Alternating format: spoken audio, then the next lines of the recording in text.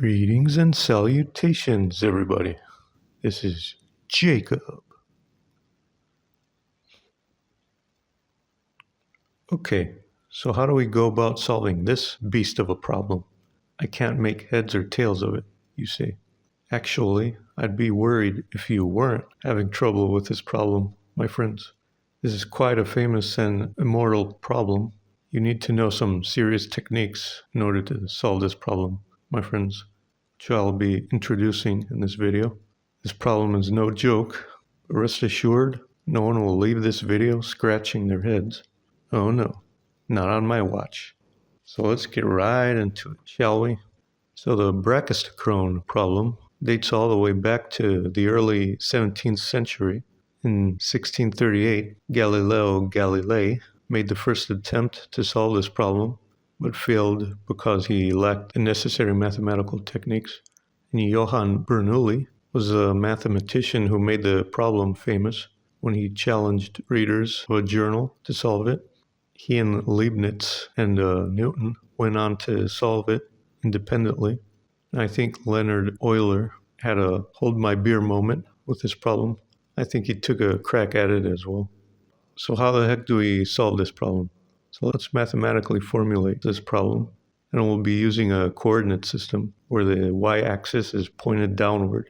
The point mass starts from rest, from the origin point 0, 0, and slides down the curve toward point P, which is b, 1. So the terminal point in question is 1 unit below the x-axis, and the x component of the terminal point is allowed to move freely. It's not fixed, in other words. So the instantaneous speed of the point mass at a random point, p equals x, y of x, along the curve is ds over dt, correct? Let m be the mass of the point mass, or bead. We'll just call it a bead. Then the kinetic energy of the bead at p is 1/2 times m times v squared, and the potential energy of the bead at that point is minus m times g times y. The potential energy is negative because since the y-axis is pointed downward, as y increases, then the potential energy is expected to drop. So that's why it's negative. So far, so good. Since there is no friction involved, then we can apply the principle of conservation of energy. So the total energy of the bead is the sum of its kinetic and potential energies.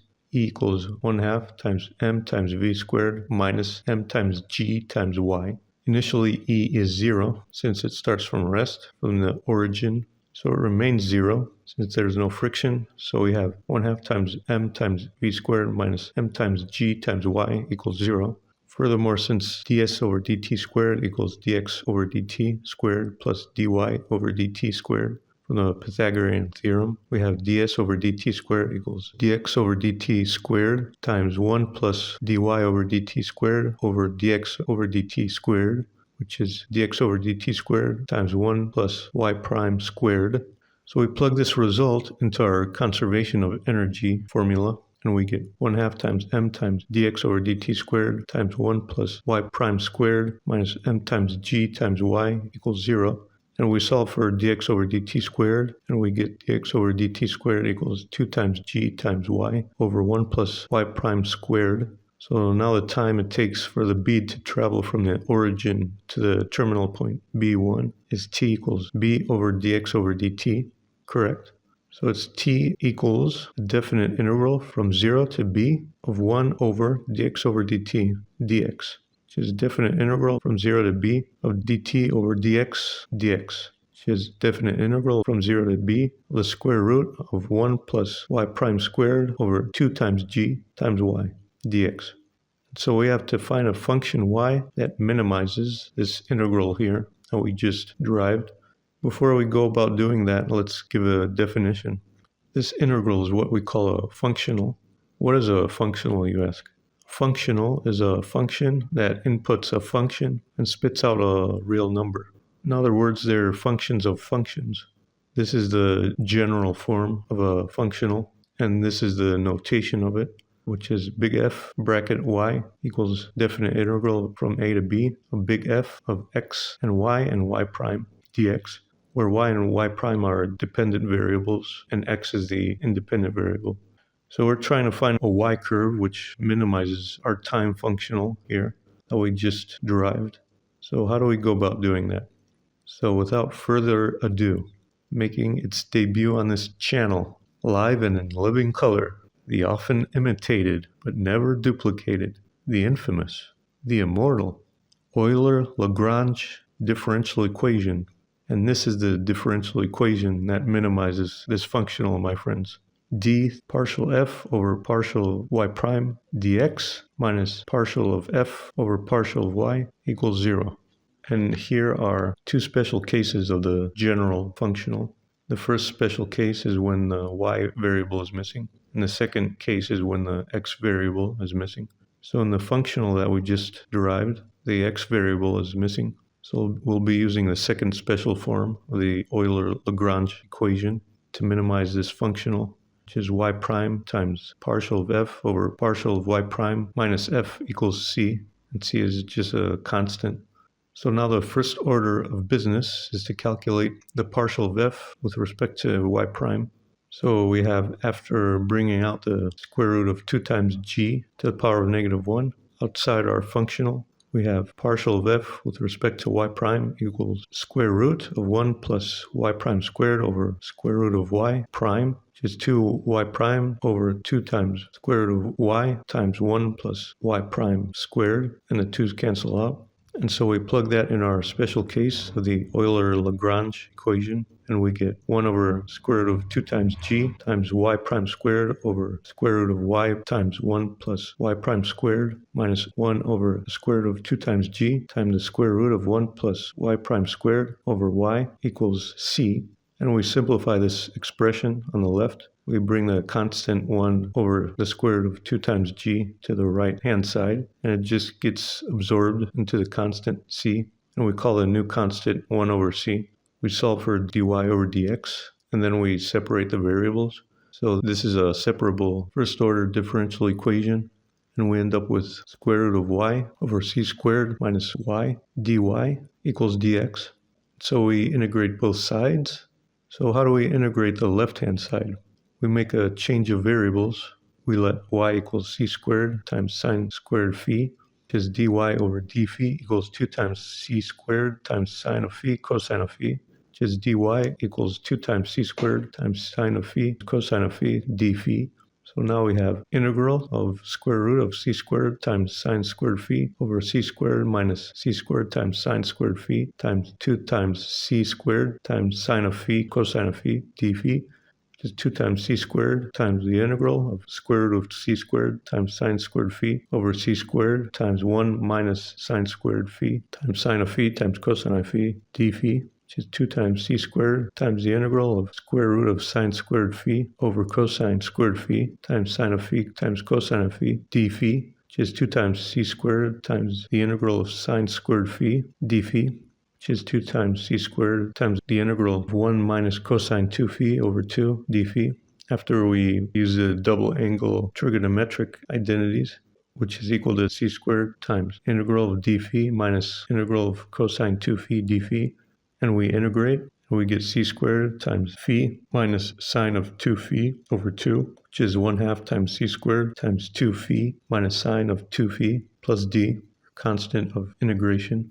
So x equals 1/2 times c squared times 2 phi minus sine of 2 phi plus d, and y equals c squared times sine squared phi, which is 1/2 times c squared times 1 minus cosine of 2 phi.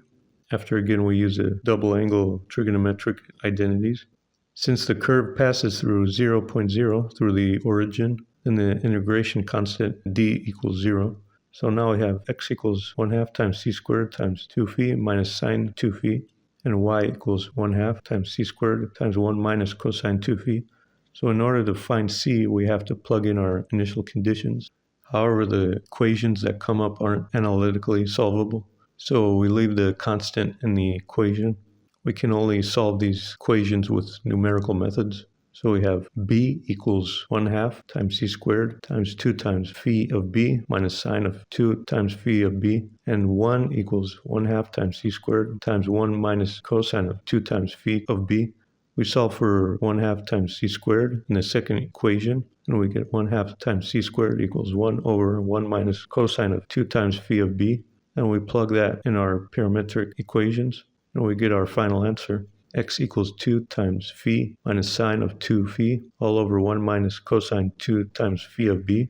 And y equals 1 minus cosine 2 phi over 1 minus cosine 2 times phi of b for phi from 0 to phi of b, where phi of b is given by b equals 2 times phi of b minus sine of 2 times phi of b over 1 minus cosine 2 times phi of b.